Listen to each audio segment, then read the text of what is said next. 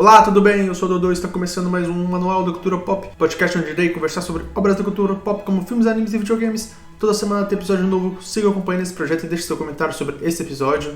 Primeiramente, tenho que falar que apesar de ter falado que toda semana tem episódio, semana passada eu meio que falhei. Por motivos pessoais não consegui gravar o episódio, mas pretendo aí recuperar o tempo perdido e gravar mais de um episódio por semana para recuperar a semana que eu falhei. Mas antes de fazer isso, hoje iremos conversar sobre mais um anime chamado Inuyasha. E Inuyasha entra naqueles animes da infância, né? Porque é um anime que eu conheci pela TV Globo, né? Tava lá passando Inuyasha na TV Globo, eu vi aquela estética, eu falei, isso aí é um anime. Então eu parei pra assistir e nunca me esqueci, depois daquele período ali de Globo, eu sempre gostei muito daqueles episódios que eu assisti ali. E depois, mais velho, eu assisti a série completa aí pela internet, né? Nesses sites aí alternativos. E Inuyasha sempre me chamou a atenção por dois motivos. O primeiro motivo que me chamou a atenção de Inuyasha é que Inuyasha foi o meu primeiro Isekai. Que de certa forma, eu vou explicar depois mais ou menos como funciona a história de Inuyasha, eu considero ele como um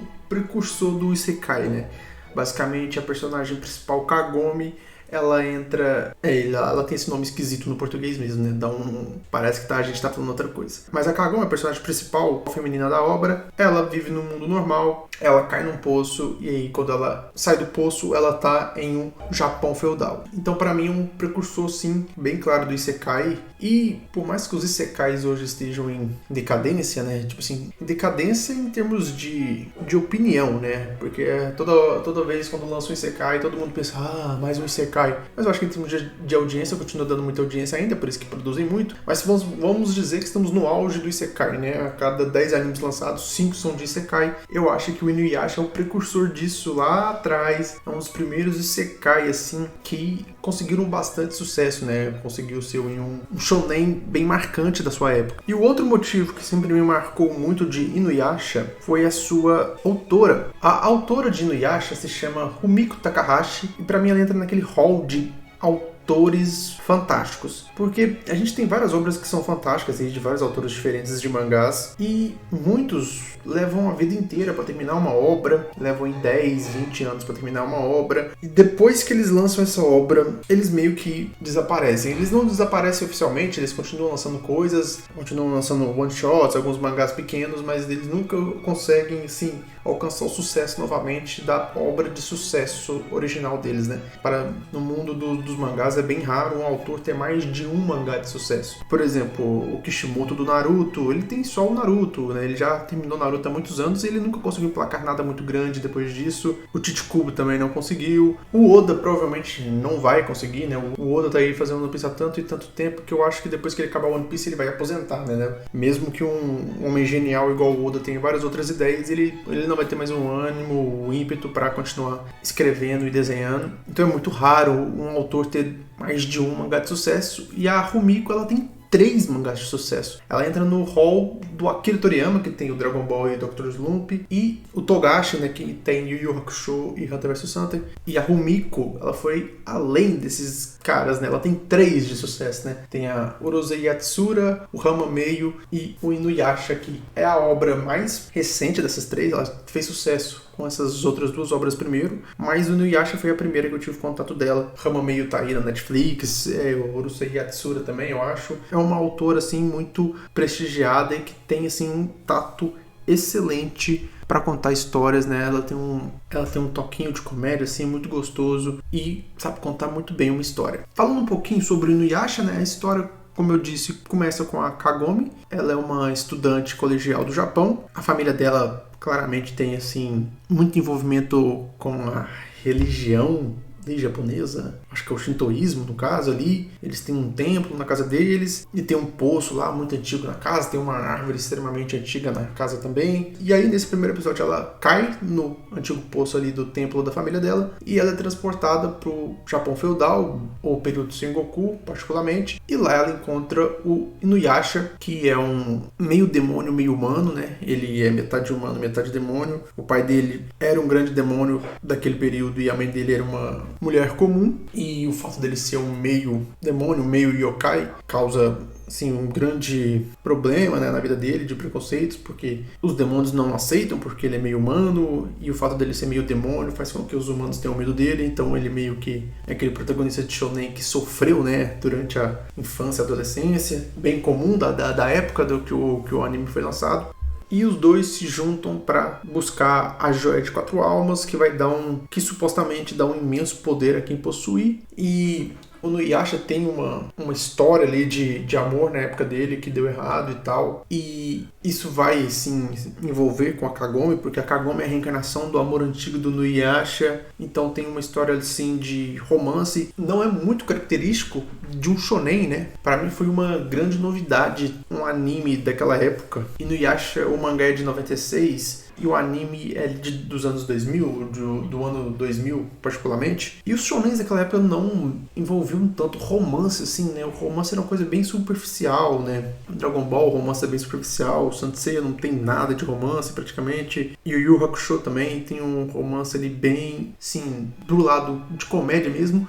E no Inuyasha tinha um romance de verdade ali acontecendo entre o Inuyasha e a Kagome. E no Inuyasha foi pra mim também uma novidade em vários termos, né, de uma construção de história, assim, de anime, né, algo que vai abrir na sua mente, né. Eu acho que a maioria das pessoas tem contato com anime com os shonen, né, os shonen basicão. Então você vê um shonen explorando coisas diferentes, é bem interessante. E no Inuyasha foi um dos primeiros pra mim nisso, abriu minha mente aí várias possibilidades de narrativa. Outra coisa muito importante do Inuyasha é que é aquele tipo de anime que tem o vilão principal, que é o Naraki. Tipo assim, toda a história gira em torno do Naraki. Não é o anime de vilão da temporada e depois salvou o mundo, alguém vai querer destruir o mundo. Não, é o vilão da série, ele é o vilão desde o início, desde o princípio. Basicamente, todo o enredo, toda a narrativa da história é por causa do Naraki. Ele é o que puxa o plot pra frente, né? Ele que manipula diversos personagens durante a trama inteira pra buscar, né, a Joia de 4 Almas. E durante a história, durante o caminho do Inuyasha e da Kagome, eles encontram vários aliados. Destaque pra mim pro Miroki, né, um monge pervertido. Ele é extremamente engraçado. O poder dele é bem toscão. Ele tem um buraco negro na mão, que é chamado de buraco do vento, né? É um poder, assim, extremamente poderoso, mas muito difícil de utilizar. É bem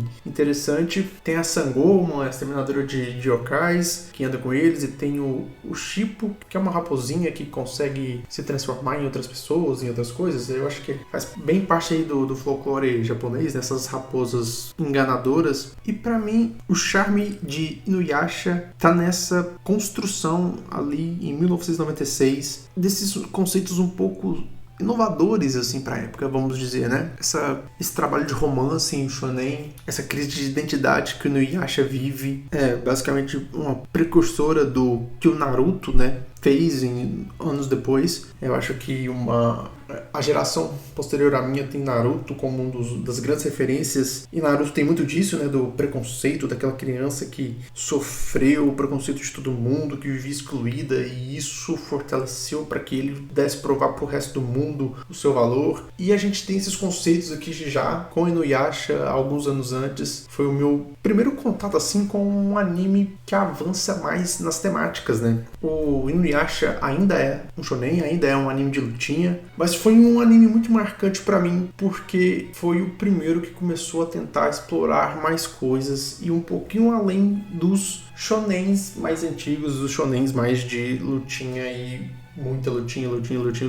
Pra ser sincero, eu não sei se o Inuyasha envelheceu tão bem. Eu acredito que o mangá eu ainda consigo indicar, mas o anime eu não tenho tanta certeza. Mas eu acho que o traço da Rumiko, ele, assim, é muito marcante. Você vê o traço dela, você já identifica que é dela, né? Ela tem aquela autora que tem um traço bem, bem pessoal mesmo. Então ela consegue trabalhar muito bem os momentos cômicos da trama, é bem engraçado. Eu acho que até hoje ainda consegue ser engraçado. E eu acho que é um anime que marcou ali quem assistiu na época, né? Quem assistiu ali no início dos anos 2000. Você pegou uma história, assim, muito bonita e sem o famoso fanservice, né? Eu acho que não é coincidência, né? Mas quando você vê um mangá de uma autora, né? De uma mulher, o fanservice é bem menor, né? Fullmetal Alchemist tem pouco, Inuyasha também tem pouco. Um pouco decepcionante a Demon Slayer, que tem bastante fanservice, né?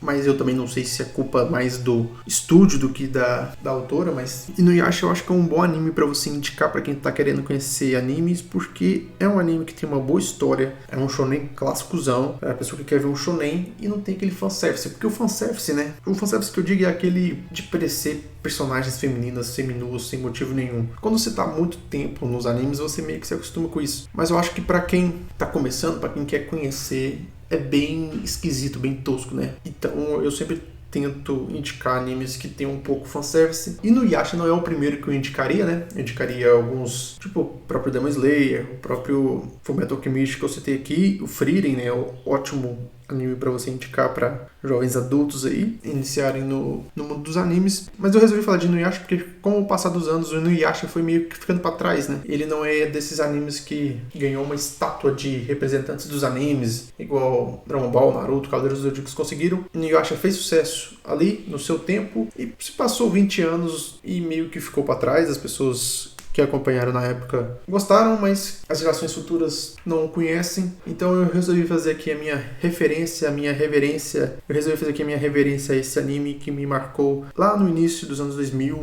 lá quando eu era uma criança ainda. É um anime que, curiosamente, eu prefiro deixar na memória. Eu acho que é um anime que vai me marcar sempre pela nostalgia e eu dou uma nota 7 de 10, porque mesmo que seja um anime que não seja mais citado, né, regularmente, eu acho que ele é um dos primeiros ali que trouxe a fórmula do Isekai, né? A fórmula que hoje tá aí na indústria a todo momento. Precursores dessa fórmula Isekai, um dos precursores de sucesso que mostraram para a cultura japonesa do outsider no mundo novo, no mundo feudal. É uma fórmula de sucesso. Um dos precursores foi Inuyasha e eu estou aqui para espalhar aí Inuyasha para mais pessoas. Por hoje é só, pessoal. Eu fico por aqui. God bless e good night.